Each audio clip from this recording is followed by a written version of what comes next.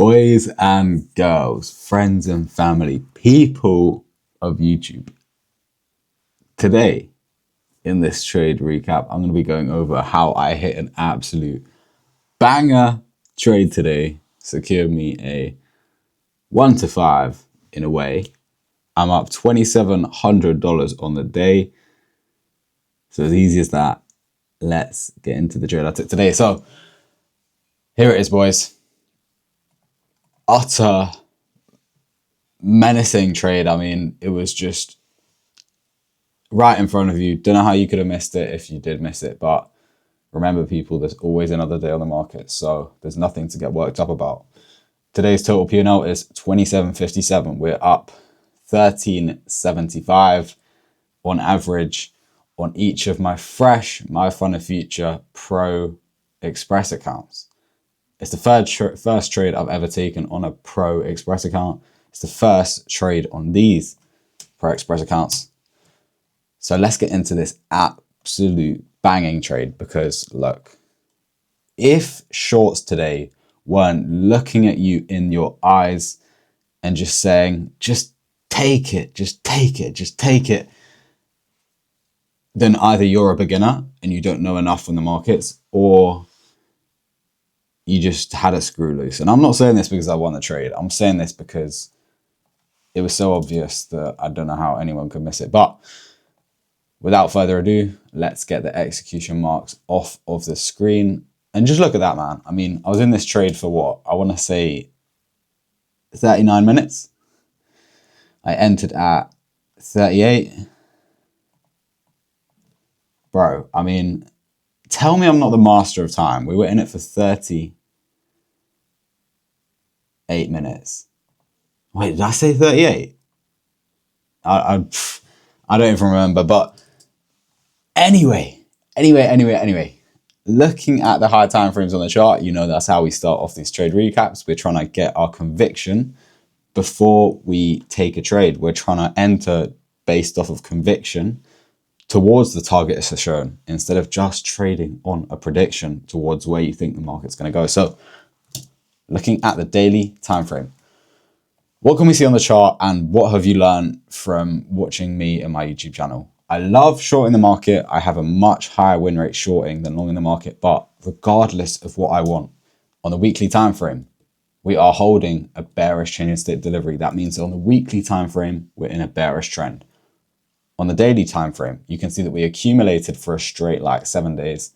We've expanded to the upside. We've swept out previous week high, putting in a brand new weekly S&T with ES because ES did not take this high. Another great confirmation. We have broken out the range against the current high time frame trend. We've put in a great weekly S&T with a bunch of internal sell side liquidity backing a very probable time for price to continue to the downside. So if we go to the hourly time frame, we're going to mark out, actually, let's go to the 15-minute time frame.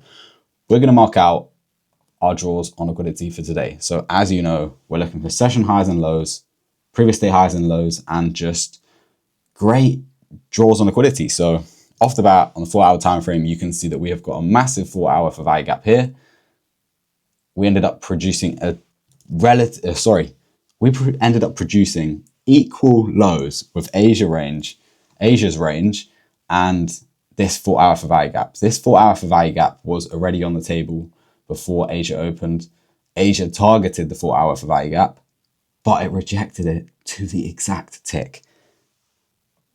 I'm not going to go over the trade breakdown of how I got edged the most you can ever get edged in this video, but if you want to see a video or the live trade of me getting edged to the tick on this exact trade to the downside, go over to my YouTube shorts, TikTok shorts, Instagram reels. It's all on there.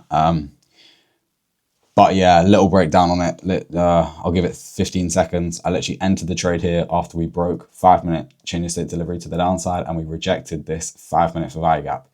I entered it with 2 evaluations. If this trade were to have played out, then great. It was either full take profit hit or it was the accounts blown.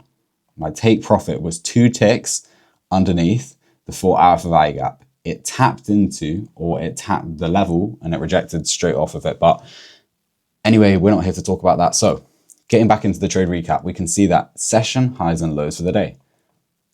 We have only got lows on the day. Like, why would we not go lower? We have got every single reason to go lower. We have no reason to continue to the upside.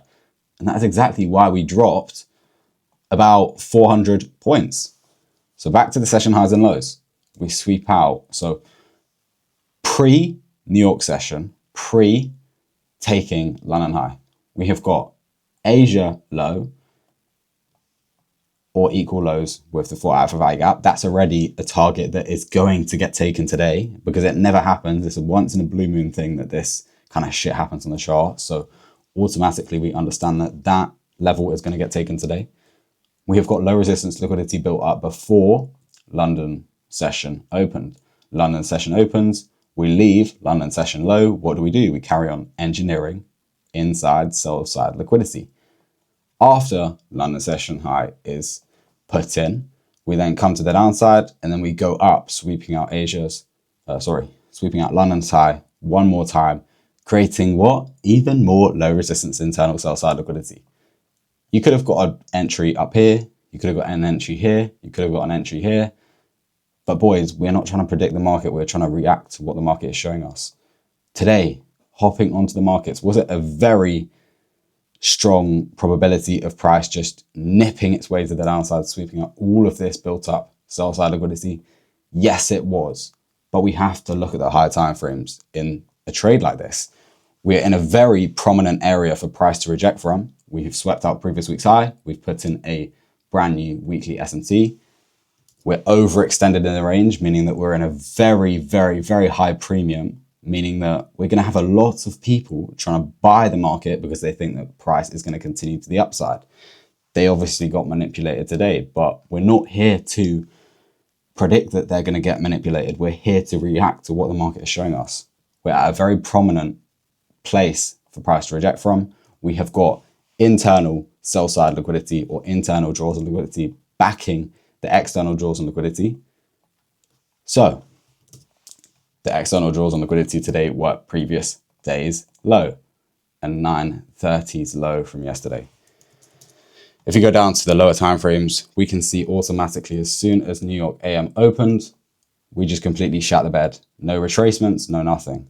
As soon as we can see that this 4-hour for value gap has been taken, people might go long, but the best thing to do here is just wait for price to present itself. So if we look at ES at the same time, we can see that the 930 5-minute candle did not sweep out London low or Asia low.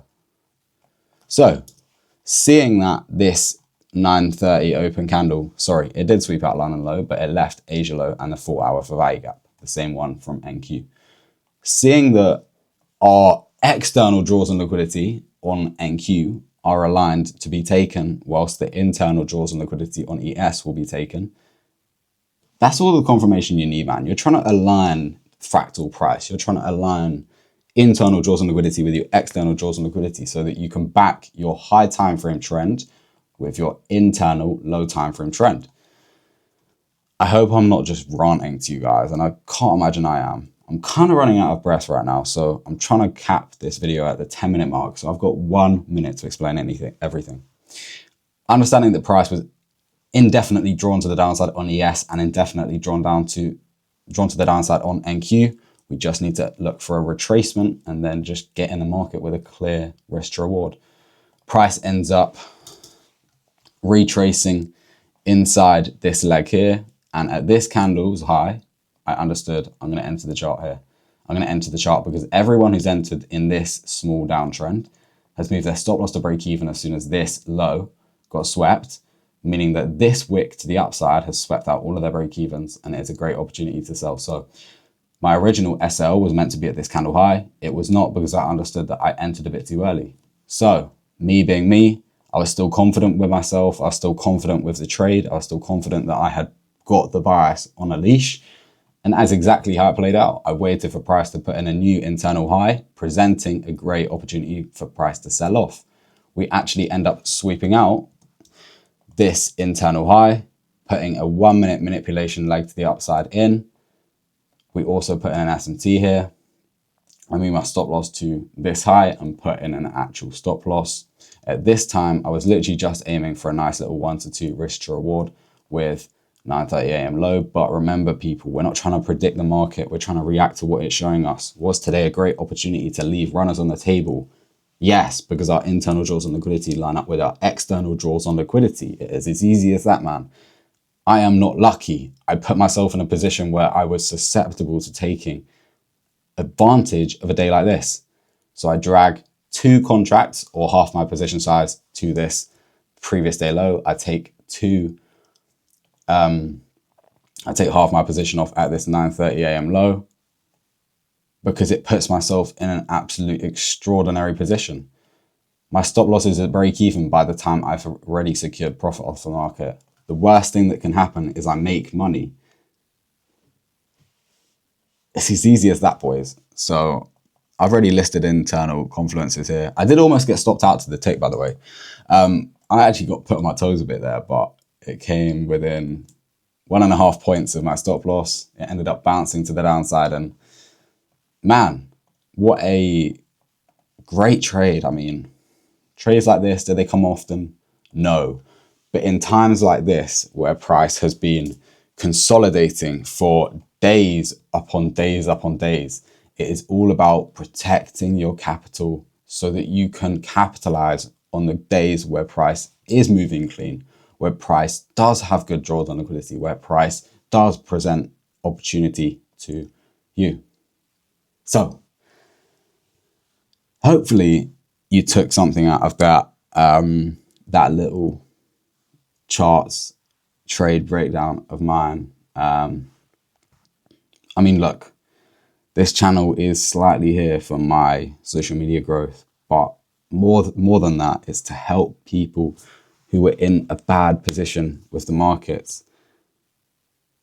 For 2 years, I went on the markets with not really having a clue. I've never had a mentor. I'm practically self-taught. All that I did was learn concepts off of YouTube, get my market time, and this is a spot it's put me in.